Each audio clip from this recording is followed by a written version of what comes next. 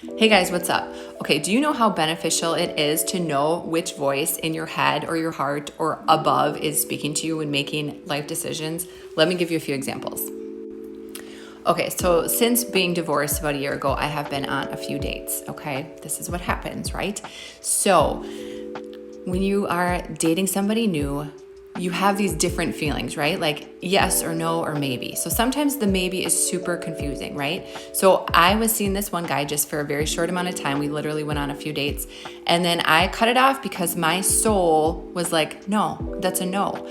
But my ego was like, well, what's wrong with this guy? Like, you have so many things in common. You have a great time with him. He is super nice. All these things, like really adoring, like gentleman. But my soul was like, no, this isn't it. So it is so crucial that you know the difference between your soul, your inner child who's wounded, who will usually hold you back from making mistakes, or they will try to find something like replicating your father or your mother or something in a relationship, right? Something replicating what you considered to be love when you were little. So you'll be seeking that out if you don't know who your inner child is and like what they're saying to you. And then your ego is like trying to check all the boxes. Your ego is saying, how much does this person make? What do they do for a living? How is their car? What do they look like?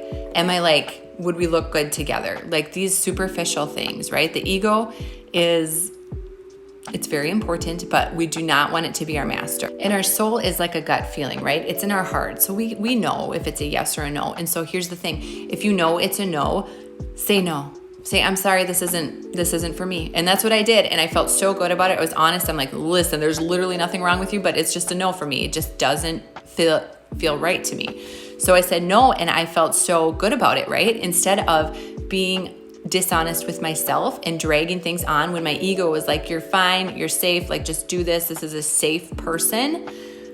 Listening to myself, listening to my soul, and the most important connection you have, you guys, is with spirit, is above. And so that's the thing that trumps everything, is your connection with spirit. And so when I checked in with God, God was like, nope, like this isn't the person for you. It's not going to grow you in the ways you want. Moving on. And so I said, okay.